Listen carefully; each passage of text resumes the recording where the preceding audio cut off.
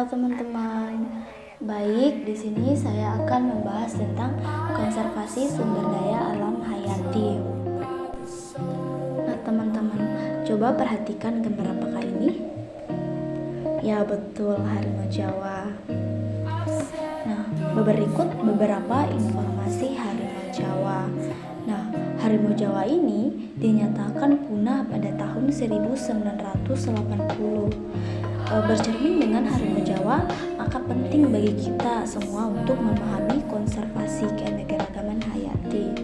Nah, topik yang ingin saya akan bahas di sini adalah pengertian konservasi, tujuan konservasi, manfaat konservasi, metode dan bentuk konservasi.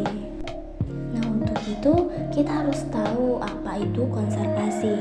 Nah, konservasi adalah pemeliharaan, perlindungan, dan pengelolaan sumber daya alam hayati di mana pemanfaatannya dilakukan secara bijaksana demi menjamin kesinambungan persediaan hayati dengan meningkatkan dan memelihara kualitas keanekaragaman nilainya. Nah, secara sederhana, konservasi dapat diartikan sebagai upaya tertentu yang bersifat bijaksana dalam mengelola keanekaragaman hayati serta lingkungannya sesuai dengan kondisi yang seharusnya sehingga manusia ataupun alam bisa tetap lestari. Selanjutnya, tujuan konservasi. Tujuan dasar dari konservasi adalah memberi perlindungan terhadap keanekaragaman hayati dan ekosistemnya agar manusia tetap bisa memanfaatkannya. Akan tetapi, tujuan tersebut bisa dibagi lagi menjadi beberapa poin yang lebih spesifik. Nah, berikut tujuan dari konservasi. Yang pertama itu memberi perlindungan, pembatasan, serta pemeliharaan kepada suatu area atau lingkungan yang bernilai agar menghindarinya dari kerusakan atau kepunahan yang mungkin terjadi sehingga menyebabkan ketidakseimbangan ekosistem.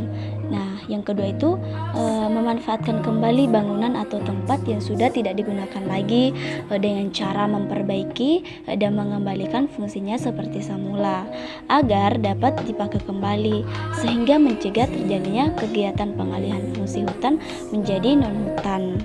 Nah, yang ketiga, melindungi situs benda sejarah serta cagar budaya dari kerusakan hingga kehancuran. Cagar budaya terletak pada kawasan yang mempunyai banyak ragam hayati seperti ruang geografis yang di sekitar kawasannya memerlukan penjagaan. Nah, yang terakhir itu memelihara kualitas lingkungan agar tetap baik dengan memastikan ketersediaan air dan udara bersih. Lingkungan ini mencangkup wilayah daratan hingga perairan. Nah, manfaat konservasi. Manfaat dari upaya konservasi secara umum dapat dibagi menjadi dua, yaitu manfaat yang dirasakan oleh manusia dan manfaat yang dirasakan oleh komponen dalam kawasan yang dilestarikan keberlangsungannya. Manfaat tersebut antara lain manfaat ekologi. Manfaat yang diperoleh dari upaya konservasi ini adalah membuat keanekaragaman hayati bisa memperoleh perlindungan melalui keseimbangan ekosistem sehingga terbebas dari ancaman kepunahan. Selanjutnya, manfaat ekonomi. Manfaat ekonomi menjaga kelestarian alam juga dapat memberi manfaat ekonomi bagi manusia karena alam sebagai sumber pendapatan tetap terjaga sehingga hasilnya dapat terus dimanfaatkan. Jika suatu lingkungan mengalami kerusakan, maka risiko kerugian bisa terus meningkat. Nah, metode konservasi lingkungan. Secara umum ada dua metode konservasi lingkungan yang bisa diterapkan, yaitu konservasi in situ dan konservasi ex situ. Nah, yang pertama itu konservasi in situ adalah upaya pelestarian keanekaragaman hayati baik berupa flora ataupun fauna yang dilakukan di habitat asli spesies tersebut. Lingkungan yang akan menjadi lokasi konservasi harus masih berada dalam kondisi yang layak dan terjaga untuk dihuni oleh spesies tersebut. Kawasan yang berfungsi lokasi konservasi antara lain suaka marga satwa, cagar alam, serta taman nasional. Nah, yang kedua itu metode konservasi ex ex situ. Nah, metode konservasi ex situ adalah upaya pelestarian keanekaragaman hayati yang dilakukan bukan pada habitat aslinya, tetapi pada habitat buatan. Nah, konservasi ex situ menjadi alternatif apabila habitat asli dari suatu spesies sudah rusak, sehingga tidak layak lagi untuk dihuni, dan apabila ingin mengembalikan fungsinya juga butuh waktu yang lama. Nah, selanjutnya bentuk konservasi alam. Nah, ada beberapa bentuk konservasi alam yang bisa diterapkan di Indonesia. Nah, berikut ini adalah contoh dari upaya konservasi tersebut. Antara lain, yang pertama itu cagar alam. Cagar alam adalah bagian dari suaka alam, termasuk juga suaka marga satwa. Kawasan ini adalah salah satu bentuk konservasi yang dilakukan pada habitat asli flora dan fauna yang mempunyai karakteristik sesuai dengan lingkungan atau bersifat unik. Upaya perlindungan yang diberikan mencakup perkembangan pada ekosistem alami.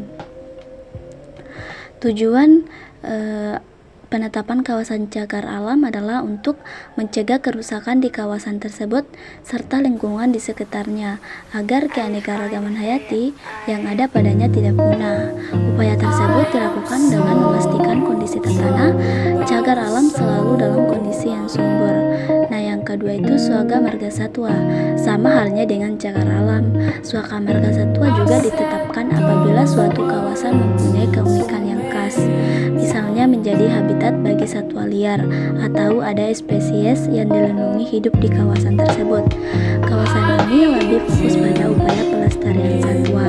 Nah, oleh sebab itu, tingkat keragaman fauna langka dan dilindungi harus berada dalam jumlah besar sehingga dapat menjadi wilayah konservasi in situ juga.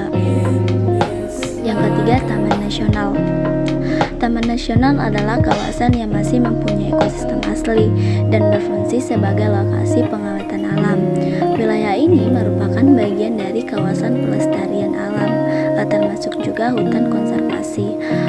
Luas taman nasional harus memenuhi standar untuk melangsungkan proses ekologi, termasuk upaya untuk mengembangkan dan membangun desa yang ada di sekitar kawasan konservasi ini. Ada tiga zonasi di taman nasional, yaitu zona inti. Kawasan ini tersusun atas komponen biotik yang membentuk karakteristik ekosistem taman nasional. Nah, yang kedua, zona rimba. Kawasan ini berfungsi untuk mengembangbiakan fauna langka dan apa saja yang menjadi penyangga bagi zona inti. Nah, yang ketiga, zona pemanfaatan. Kawasan ini menjadi lokasi legal sehingga dijadikan sebagai tempat wisata.